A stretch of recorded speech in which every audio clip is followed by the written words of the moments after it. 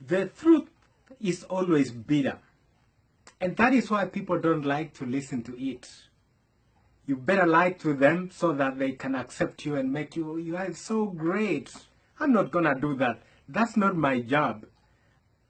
A few days ago, NASA leader Raila Odinga told the Kenyan people that on 26th, which is an election day, that on that day, there will be a mother of all demonstrations.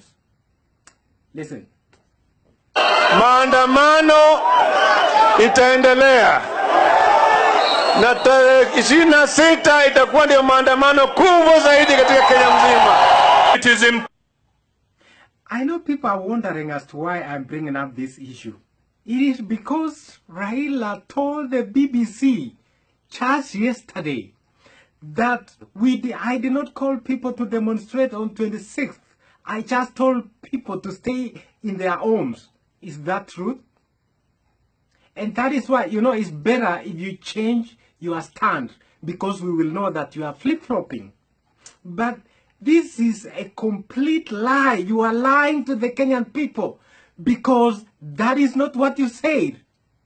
Listen to what Raila told the BBC today. Here. We will not tell people to demonstrate on the polling day.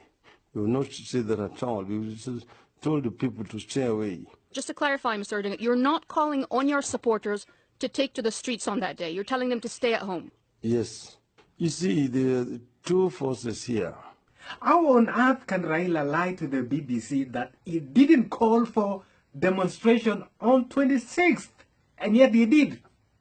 Why can't he go back to the records and confirm that he did that? Let me take you a little bit back to the history. I know there are so many people who don't know exactly what happened, probably about 20 years ago. In 1992, Raila was already active in the Kenyan politics. And at that time, I was still young. But Raila was already running to become a president of Kenya. And when he got beaten by Moi, do you know what he complained about? Just listen to him. History never lies. In light of the foregoing and other overwhelming evidences available that Moi has desperately manipulated the Electoral Commission to rig election in his favor in order to declare himself the president, we categorically reject the provisional results of the presidential elections. 5, we therefore demand that the presidential elections be repeated within 21 days in order to give Kenyans a chance to elect a president of their choice. That was 25 years ago, and Raila is still singing the same music. Election has been rigged. 25 years ago! Can you imagine? Now, in 2007, we know what occurred. And we find ourselves again with the same story. Here. Fellow Kenyans, we have in the last 2 days witnessed tensions running high in our nation. Kenyans are deeply disturbed and angered by the attempt of this government to steal this election through a process that was fraudulent at every step of the way. The people know that they voted to reject the incumbent and put in place a president and a government they will have faith in. That is why they have elected me as the president. I wish to appeal to President Mwai Kibaki to acknowledge and respect the will of the people of Kenya and honorably concede defeat. End of statement. In 2013, it's not long ago, we had the same story.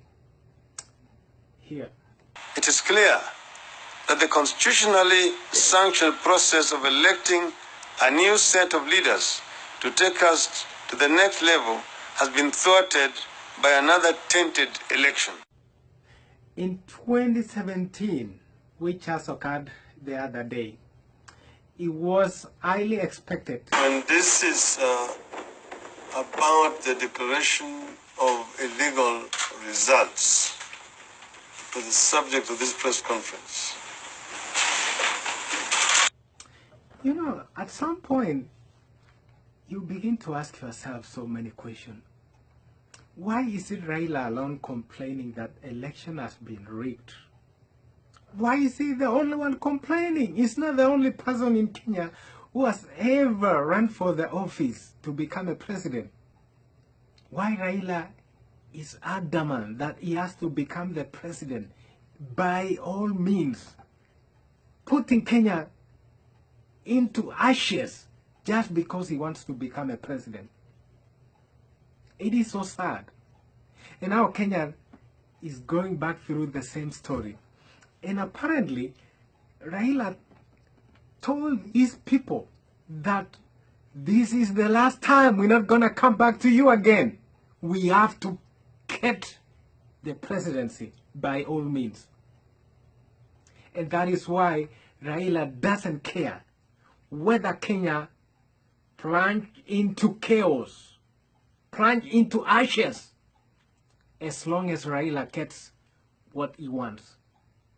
How heartless is that? And that is why 3 years a point where we as the people, we must shun people who doesn't care whether we die or we live, whether our economy is destroyed, as long as they get what they want. We should stop them. We should tell them that Kenya is bigger than any politician. Thank you for watching and share this video. Thank you so much.